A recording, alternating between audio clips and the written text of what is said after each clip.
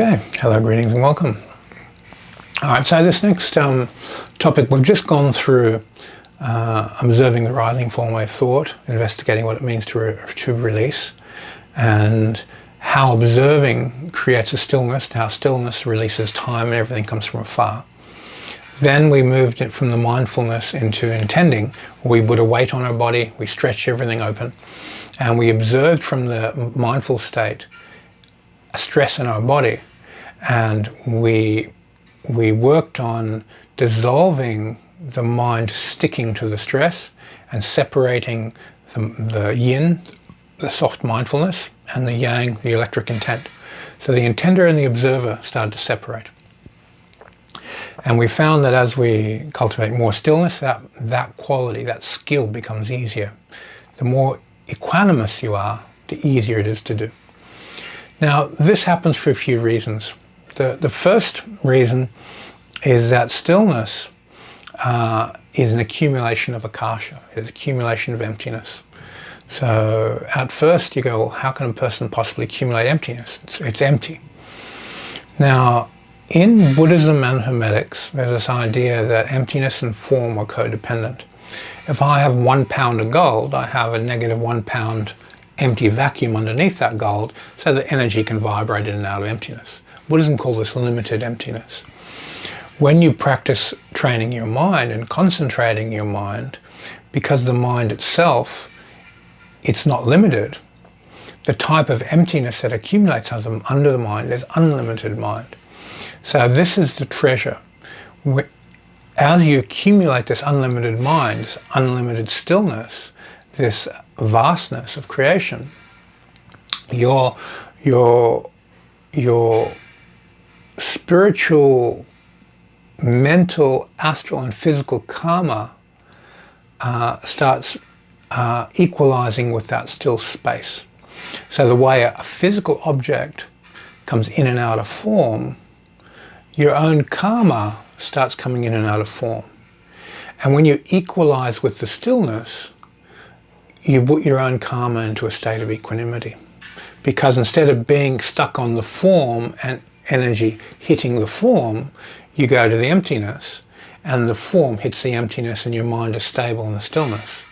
And because your mind is on the other side, your own karma equalizes itself just by the nature of just simply sitting in stillness. So what karma goes first? The static within your own mind. Your mind is buzzing, you enter the stillness, your mind doesn't buzz. You neutralize mental karma. Then as you sit in that stillness and observe your astral nature, your emotional karma, and you go into the stillness underneath it, it starts to neutralize. It gets absorbed back into the universe. It's not sticking to you anymore. There's no resonant tuning fork if you sit in stillness for long enough within that karma for it to stick. There's no stickiness. Karma needs resonance to manifest. You dissolve the resonance, it can't manifest. And then when you observe your own physical karma, your physical skills, your physical behaviors, the way you throw a punch, that starts to neutralize. And as it neutralizes, you can input what you want and neutralize what you don't want within the way you do something. So you put very, very clear visual images. I want to perform this way. You put very, very clear feelings. I want to perform this way. And you put very, very, very clear, perfect mechanical timing processes. I want this timing, I want this function, I want to do it just like this, and you do it perfectly, and that's the way it arises. But you need to be inside that stillness to remove any other programs from influencing that program. So the stillness now comes into a type of neutralization of karma we don't want and a generation of karma we do want. So from entering stillness, you recreate yourself, and from that stillness, you neutralize aspects of your mental karma, your emotional belief structures, and your physical behaviors that you don't want anymore. So you're reprogramming yourself. So this next stage of your development is very, very, very important. You need to have gone through the mindfulness training. You need to have gone through separating the observer from the intender through the stillness, And now we accumulate, we take that stillness, and then we put that stillness into our internal martial arts. And it could be, you could be a painter, you put that into your art. So you take away the static of what's not needed, and you invite in through prayer the information you want to flow through onto the canvas, or whatever form of art and expression that you work with. So these are universal mind training tools. They're not just for internal martial artists. These tools are for everybody. And